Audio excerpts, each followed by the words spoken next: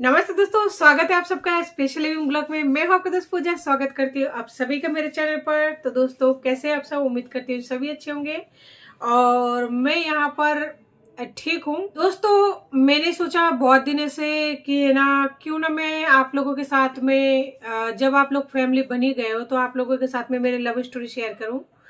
तो जो मेरा लव स्टोरी है उसे, यानी जो लव स्टोरी से लेकर ये जो हमारा ब्रेकअप का मतलब हुआ है ना, तो सोचा कि मैं ये सारा जो स्टोरी है वो मैं आपके साथ शेयर करूं कि कैसी रही मेरी स्टार्टिंग से। पर इसके लिए मुझे इस टॉपिक को दो तीन टुकड़ों में करना पड़ेगा, यानी दो तीन पार्ट में, और थोड़ा थोड़ा करके मैं आपको बताऊंगी। तो चलिए आज मैं आपको बताती हूँ कि मतलब हम लोग कहाँ मिले और मतलब कैसे दोनों, मतलब जो भी है। एक्चुअली पहले मैं जॉब करती थी यहीं पे, जहाँ पे फिलहाल मैं रह रही हूँ, यहाँ पे जॉब करती थी। और उसकी पापा भी जॉब करते थे। वो उस टाइम कैशियर का काम करते थे, जो बिलिंग का काम करते हैं ना, बिलिंग का काम करते थे, बिल वगैरह बनाने का किसी शोरूम में।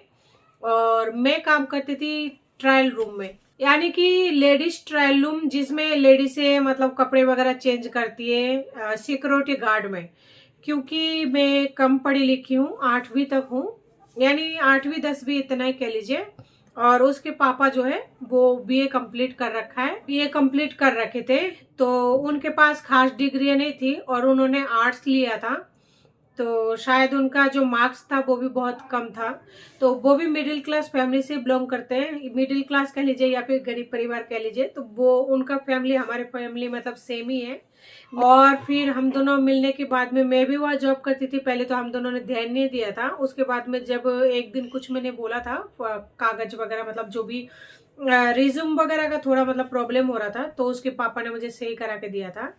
उसके बाद में हम दोनों आपस में बातचीत करते थे और हमारी बातें आगे बढ़ी। तो फिर जैसे कि आप सबको पता है, मेरा कोई पेरेंट्स नहीं है। पेरेंट्स का मतलब सिर्फ मेरे मम्मी है और हम दोनों बहनें। उस टाइम मेरी बहन जो है ज़्यादा बड़ी नहीं थी, 10-12 साल इतने, मतलब इससे भी लगभग कम ही होगा, बस इतना ही होगा, अंदाजा से बता रही हूँ। लेकिन 10-12 साल की थी वो, और मैं ज़्यादा नहीं, क्योंकि मान लीजिए 16-17 साल, इतना भी नहीं थी मतलब। लेकिन कहते ना, इंसान को पेट पालने के लिए कुछ भी करना पड़ता है। और मेरी माँ अकेली थी और हम दोनों सिस्टर हैं, हमारे कोई भाई वगैरह नहीं है। तो इस वजह से मैं भी जॉब करती थी। तो फिर आगे बढ़ी, तो बात बढ़ने के बाद में मैंने कहा, देखो अकेली माँ है, अगर कुछ भी बदनामी वगैरह होगा तो कोई कुछ ही नहीं है, बदनाम तो सभी कर देते हैं। अगर आपको शादी करनी है तो फिर बात करो, नहीं तो फिर नहीं करते। तो फिर इसके पापा ने इनके घर पर बोल दिया है, यानी मेरे पति का नाम किशोर है, तो किशोर जी ने उनके घर पर बोल दिया। उनकी मम्मी उस टाइम जिंदा थी कि मम्मी ऐसी बात है, मुझे एक लड़की पसंद आ गई है, तो मैं उनके साथ शादी करना चाहता हूँ। तो उनके घर वाले एग्री थे। और मेरे घर वालों में से मैं बाहर रह रही हूँ मम्मी के साथ, उस टाइम रहती थी और आज भी मैं बाहर ही हूँ। यानी जो मेरा पियर है वो मैं जहाँ रह रही हूँ यहाँ से काफ़ी दूर पड़ता है। तो इस वजह से मेरी मम्मी जो है अकेली है, तो उन्होंने हाँ कर दिया, उनको कोई दिक्कत नहीं थी।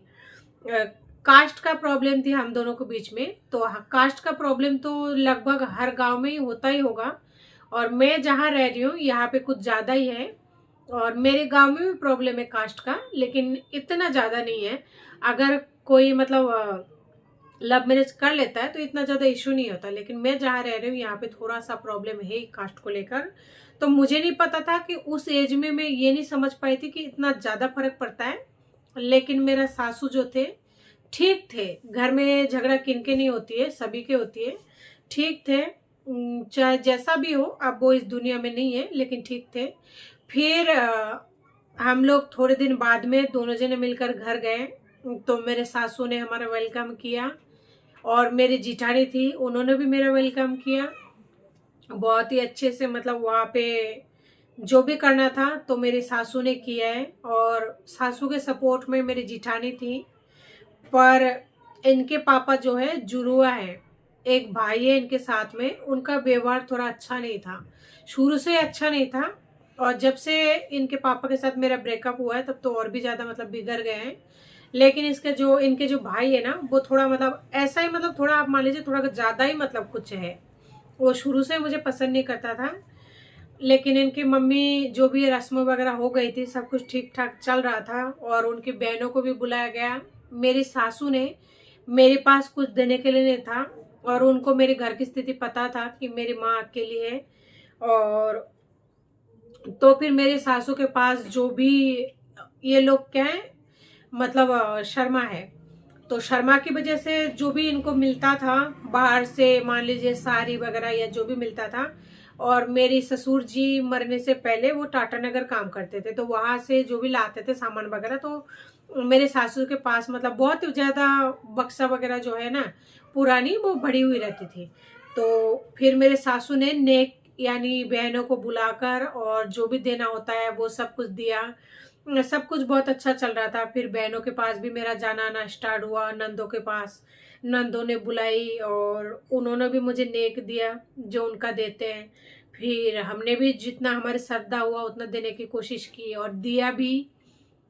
फिर एक बहन है उनके बड़े वाली, फिर उनका जीजा भी हमारे पास आए जहाँ हम रहते थे पहले, वही हमें गांव लेके गया। सबसे पहले उन्होंने हमें इज्जत दी, वो भी इस दुनिया में नहीं है। तो सब कुछ अच्छा चलता रहा। और बीच बीच में हम गांव जाते थे, उसके पापा जॉब करते थे बाहर गांव से थोड़े दूर, यानी हम जहाँ पर रहते हैं ना इस टाइम प्रेजेंट टाइम में, इसके पापा तो इस रूम से ही गए हैं। तो यहाँ से गांव हमारा यानी मेरे ससुराल जो है वो 2.5-3 घंटे का सफर था बाइक से, इतने दूरी पर रहते थे। तो 3 घंटे के सफर में ना तो वो गांव जा पाते थे रोज, और ना ही गांव से मतलब जॉब करने के लिए यहाँ आ पाते थे। तो हम दोनों यहीं पर मतलब रूम लेके रहते थे। शुरू में हम रूम रेंट पर ही लिया था और कमरा किराए पर ही रहते थे। उसके बाद में धीरे धीरे मैं भी जॉब करना स्टार्ट कर दिया, और हम दोनों पैसा जोड़ जोड़ के, हमारे पास बाइक भी नहीं था, फिर हम दोनों ने बाइक लिया, उसमें मेरी माँ ने भी दिया पैसा। और उसके बाद में फिर सोचा कि बाप बच्चे हम तभी पैदा करेंगे कि जब हमारे पास खुद का मकान होगा, क्योंकि किराए के मकान में कमरा खाली करते करते ना थक चुके थे। अभी तो हमारे पास इतना ज्यादा मतलब 10 सामान है जिसको लेके कहीं जाना और आना, या फिर कमरा रूम का इतना ज्यादा हम इतना खर्चा ही नहीं उठा पाएंगे, हम मतलब मैं इतना खर्चा ही नहीं उठा पाऊंगी इस टाइम। तो फाइनली हम लोग मतलब 4-5 साल तक काम किया, और उसके बाद में ज्यादा पैसा नहीं हुआ था हमारे पास में, 2.5-3 लाख रुपए इतने इकट्ठे कर पाए थे। और उन पैसों से हमने क्या किया, मेरे पास थोड़ा था और मेरे पति के पास थोड़ा था। और मैं उस टाइम काम करती थी स्टार्टिंग में, जब मैं ज्वेलरी कंपनी में लगी, तो वहाँ पे ज्वेलरी कंपनी में रोडियम डिपार्टमेंट में काम करती थी। तो मुझे ज़्यादा तनख्वाह नहीं मिलता था उस टाइम में, यानी आज से 10-12 साल पहले की बात है। तो उस टाइम मुझे मिलती थी 8,500 रुपये, और अगर संडे लगा लेती थी तो 9-9,500 या फिर 10,000 रुपये मिल जाता था।